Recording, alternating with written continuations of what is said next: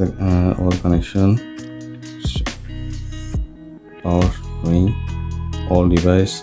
This is the receiver. This one for the GPS is working.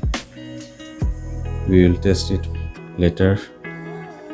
And here is the VTX connection, all are working.